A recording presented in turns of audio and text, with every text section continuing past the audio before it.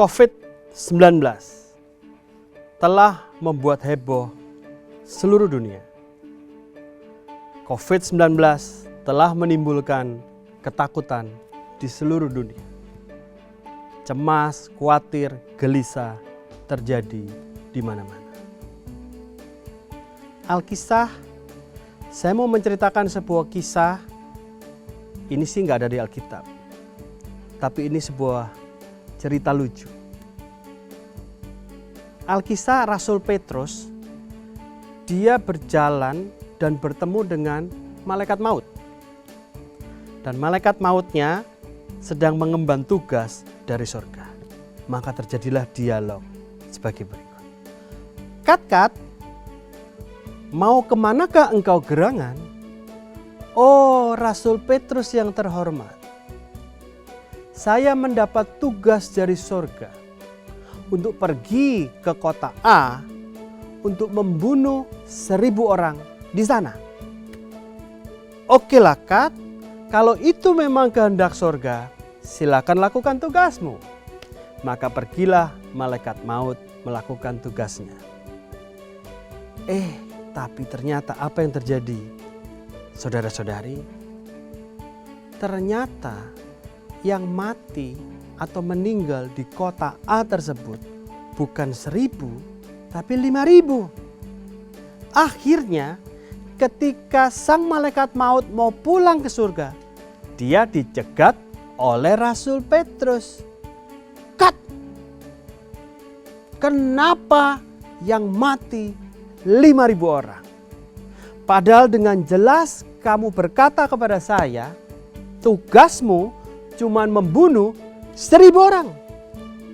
Loh, Rasul Petrus yang terhormat, saya betul-betul melakukan tugas surga dengan tepat. Saya cuma membunuh 1.000 orang. Sisanya 4.000 orang mati ketakutan. Waduh. Akhirnya Rasul Petrus lemas dan membiarkan malaikat maut kembali ke surga. Tapi sebenarnya itulah yang sedang terjadi di seluruh dunia. Lebih banyak orang yang menderita karena ketakutannya, karena kekhawatirannya, karena kegelisahannya, karena emosinya, dibanding dengan masalahnya masing-masing. COVID-19 ini hanyalah sebagai salah satu masalah yang terjadi dalam hidup ini. Nanti juga berlalu, nanti juga selesai. Memang kita belum tahu kapan, tapi selesai. Dan saya sudah bertemu dengan banyak orang yang sudah terkena COVID-19, tapi sembuh total. Sekarang dia sudah bebas melakukan aktivitas seperti biasa. Nah, banyak orang itu takut dan ngeri karena beritanya. Alkitab sudah mencatat. Dia menulis begitu banyak kata. Jangan takut, jangan khawatir, jangan gelisah hati. Kerajaan sorga itu adalah dari dalam keluar. Kerajaan sorga bukan dari luar ke dalam.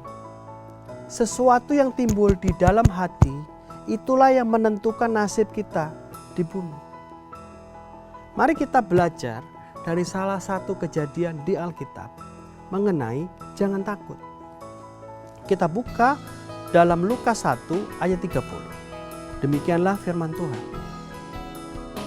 Kata malaikat itu kepadanya, jangan takut hai Maria, sebab engkau beroleh kasih karunia di hadapan Allah. Sesungguhnya engkau akan mengandung dan akan melahirkan seorang anak laki-laki, dan hendaklah engkau menamai dia Yesus. Ia akan menjadi besar dan akan disebut anak Allah yang maha tinggi. Dan Tuhan Allah akan mengaruniakan kepadanya tahta Daud bapa leluhurnya. Nah, kita bisa lihat bahwa Maria itu ketika ketemu malaikat Tuhan, dia menjadi takut. Terlebih-lebih ketika mendengarkan pesan yang sedang disampaikan. Menurut adat orang Yahudi, perempuan yang ketahuan hamil sebelum menikah, maka dia akan dirajam batu oleh seluruh penduduk desa. Hukumannya mati. Sadis sekali, kejam. Tapi yang keren dari Maria ngomong seperti ini. Sebab bagi Allah tidak ada yang mustahil. Sesungguhnya aku ini adalah hamba Tuhan. Jadilah padaku menurut perkataanmu itu. Bahasa Inggrisnya ngomong begini. With God, nothing will be impossible. Bersama Tuhan, tidak ada yang mustahil. Nah, entah masalahnya apapun, mau COVID, mau SARS, mau AIDS, itu semua dulu terasa sangat menakutkan waktu zamannya. Waktu orang heboh oleh AIDS, waktu bintang film Rock Hudson meninggal karena AIDS, itu mewabah ke seluruh dunia. Orang sangat takut dengan AIDS. Tapi faktanya lebih banyak yang hidup kan. Sama persis dengan COVID ini. Kerajaan sorga dari dalam keluar. Bagaimana dengan nasib kita? Umat perjanjian baru. Anak-anak Tuhan di era teknologi seperti ini. Maria dikatakan mendapat kasih karunia di hadapan Tuhan. Bahasa lain itu highly favor. Itu bicara tentang perkenanan Tuhan. Favornya Tuhan. Favoritnya Tuhan. Ada yang bilang Tuhan mengasihi semua umat manusia. Tuhan mengasihi anak-anaknya. Tapi yang dia sukai favoritnya gak banyak. Nah, hari ini jangan sampai terintimidasi bahwa kita tidak menjadi favoritnya Tuhan. Karena kita punya apa yang Maria punya. Apakah itu? Maria menjadi berkenan, menjadi dikasihi Tuhan, mendapatkan kasih karunia. Karena di dalamnya ada Yesus. Kita buka satu ayat. Kolose 1 ayat 27. Kepada mereka Allah mau memberitahukan betapa kaya dan mulianya rahasia itu di antara bangsa-bangsa lain, yaitu Kristus ada di tengah-tengah kamu. Kristus yang adalah pengharapan akan kemuliaan. Bahasa Inggrisnya ngomong gini, Christ in us. Tuhan di dalam kita. Yesus di dalam kita. Roh Kudus di dalam kita. Satu lagi, Roma 8 ayat 11. Dan jika roh Dia yang telah membangkitkan Yesus dari antara orang mati diam di dalam kamu, maka Ia yang telah membangkitkan Kristus Yesus dari antara orang mati akan menghidupkan juga tubuhmu yang fana itu oleh rohnya yang diam di dalam kamu. Bahasanya ini, diam itu dalam bahasa Inggris adalah dwelling. Dwelling itu bukan hanya ada di dalam, dia tinggal menetap untuk selama-lamanya. Jadi Tuhan ada dalam hidup kita, diri kita untuk selama-lamanya. Itu adalah jaminan kita dalam kehidupan ini. Kita beroleh pertolongan, berkat, anugerah yang sempurna dalam hidup ini. Itu adalah sesuatu yang menjadi pengharapan kita. Di mana situasi menjadi tidak menentu, seakan tidak ada lagi pengharapan, seakan tidak ada lagi pegangan, maka kita berani untuk berharap. Kenapa? Karena Tuhan ada di dalam kita. Karena Tuhan berdiam di dalam kita. Satu ayat lagi, Roma 8 ayat 15. Sebab kamu tidak menerima roh perbudakan yang membuat kamu menjadi takut lagi, tetapi kamu telah menerima roh yang menjadikan kamu anak Allah. Dan oleh roh itu kita berseru, ya Aba, ya Bapa. Di sini tertulis, roh perbudakan yang membuat kita jadi takut. Artinya apa itu? Karena ketika kita menjadi takut, kita tidak bisa bertindak seperti seharusnya. Kita di-drive, kita disetir, kita dituntun oleh ketakutan itu. Yang membuat kita tidak bisa melakukan yang semestinya. Tapi oleh karena roh Allah yang ada di dalam kita, yang tinggal diam, maka kita memanggil dia, ya Aba, ya Bapa. Ayah, babe, dedi, papi, papa. Saya dari kecil tinggal di kota Malang. Kebiasaan saya memanggil ayah saya papa. Kalau saya berdoa, saya bilang, papaku yang di sorga. Istri saya lahir dan tinggal di Jakarta. Dia panggil ayahnya papi. Maka dia akan berdoa, papiku yang ada di sorga. Memang tidak semua gambaran orang tua kita adalah orang tua yang sempurna atau orang tua yang baik. Tapi Papa yang di surga adalah Papa yang sempurna. Dia tidak pernah meninggalkan kita. Dia tidak pernah menelantarkan kita. Pertolongan itu pasti datang. Pertolongan itu tepat pada waktu. Kekristenan adalah satu-satunya agama yang berdasarkan kepada hubungan. Satu-satunya Tuhan yang mengasihi umatnya berdasarkan hubungan ayah dan anak. Tidak ada Tuhan seperti itu.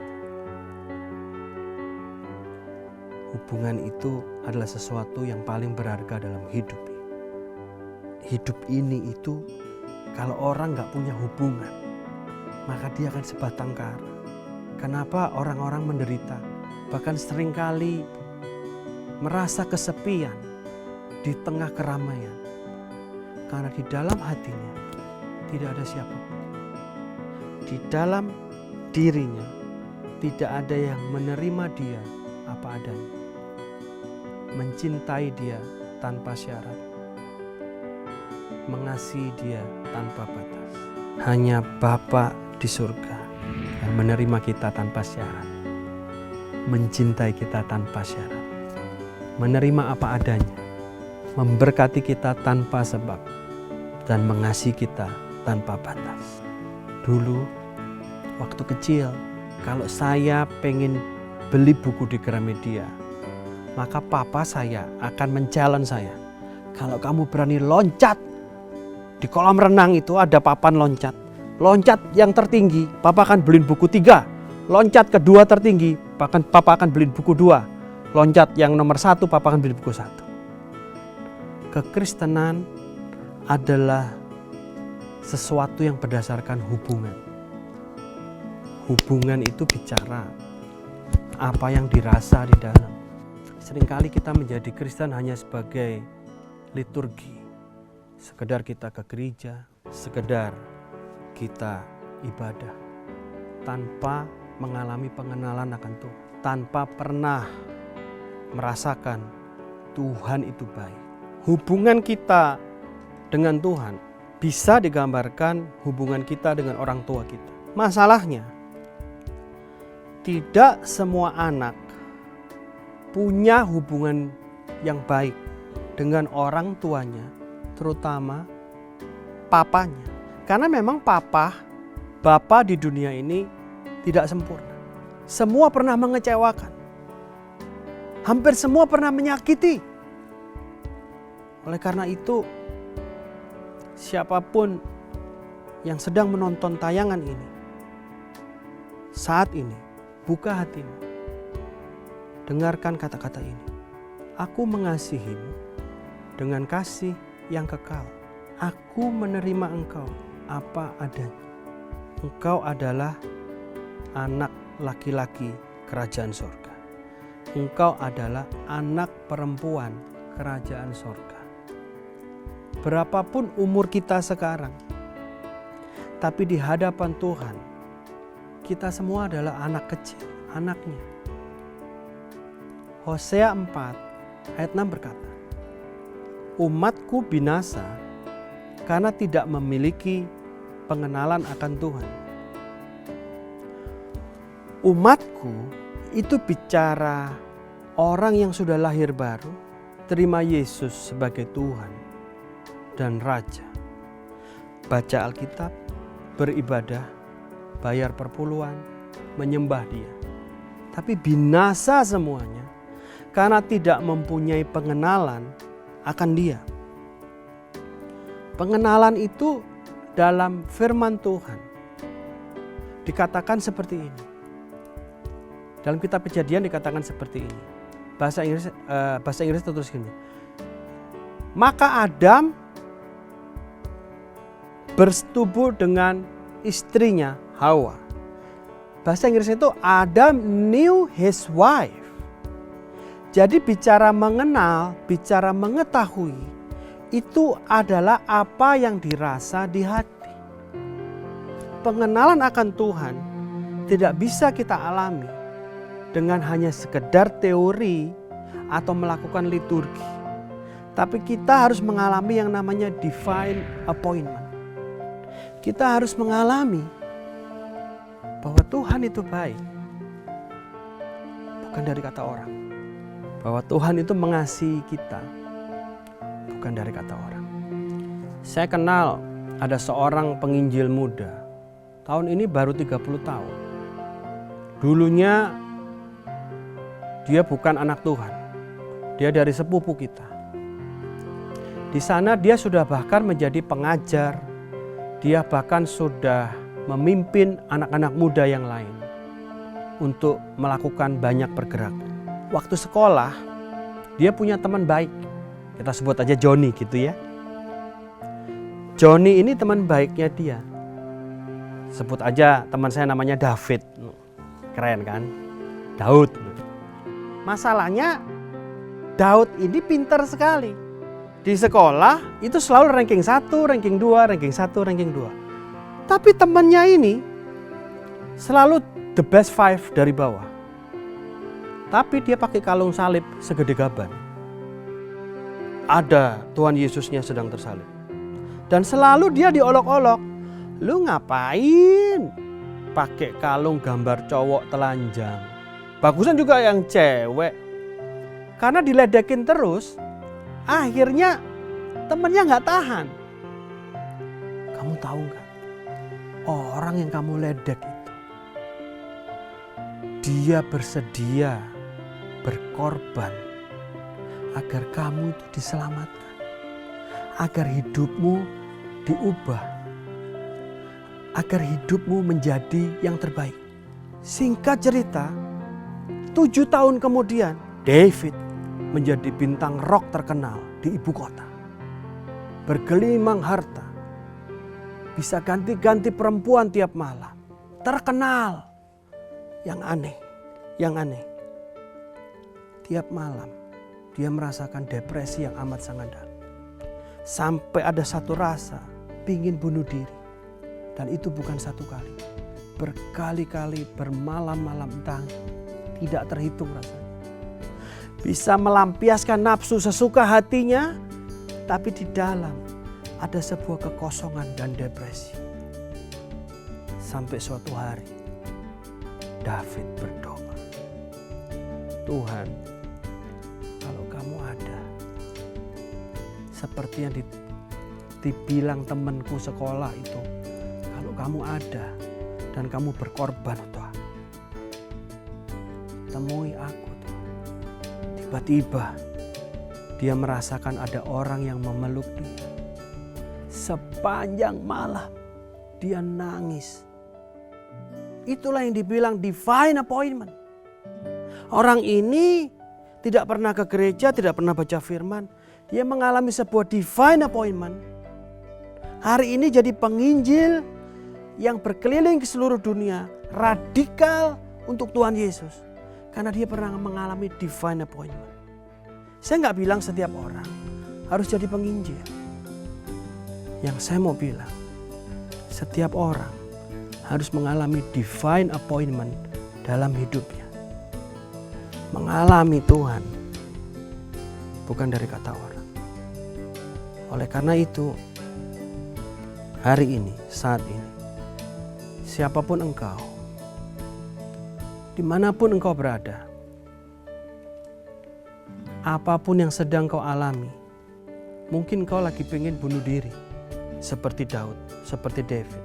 Kau merasa hampa dalam hidup.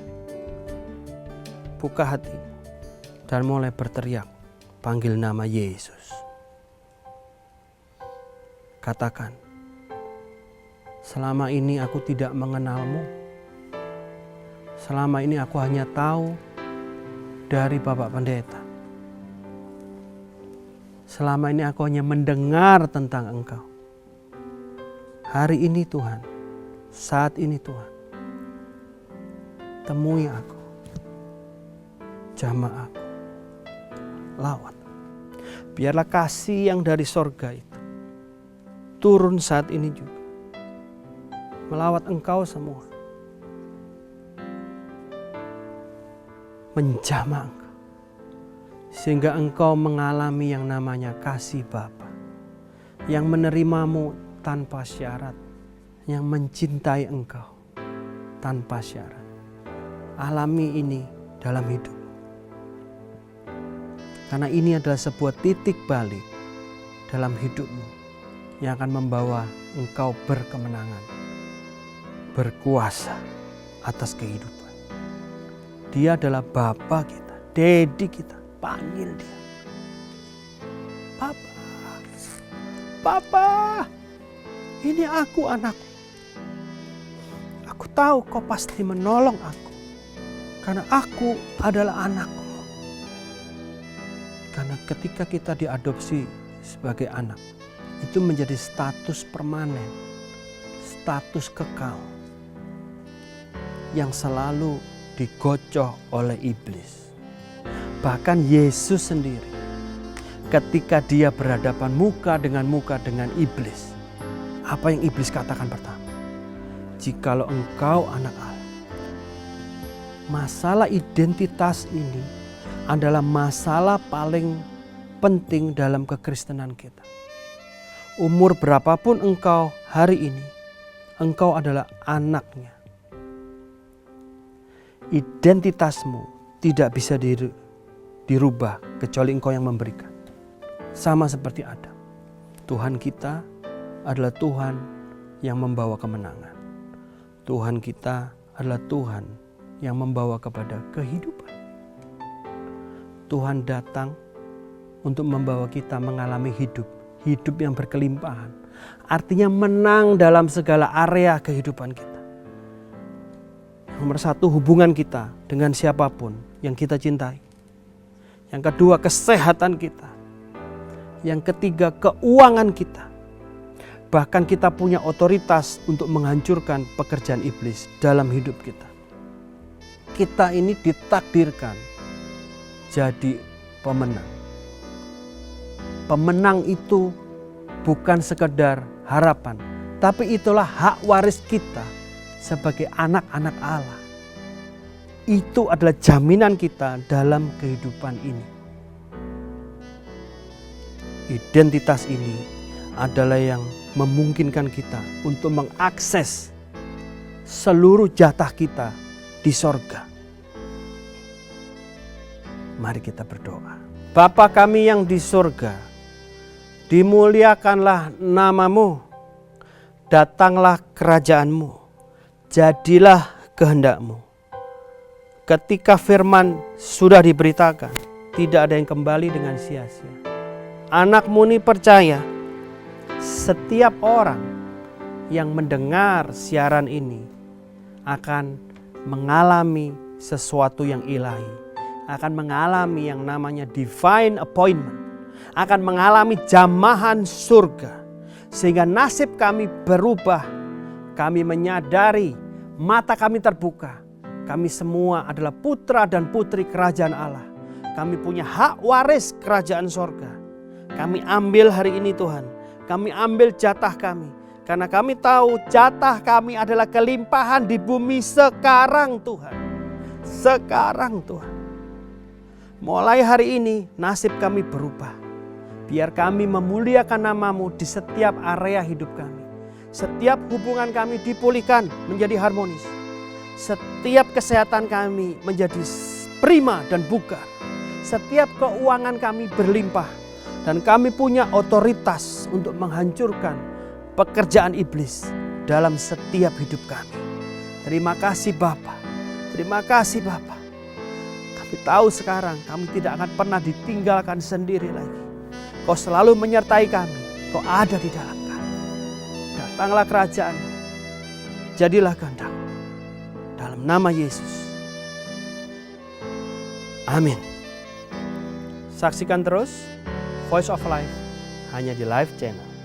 Tuhan Yesus memberkati.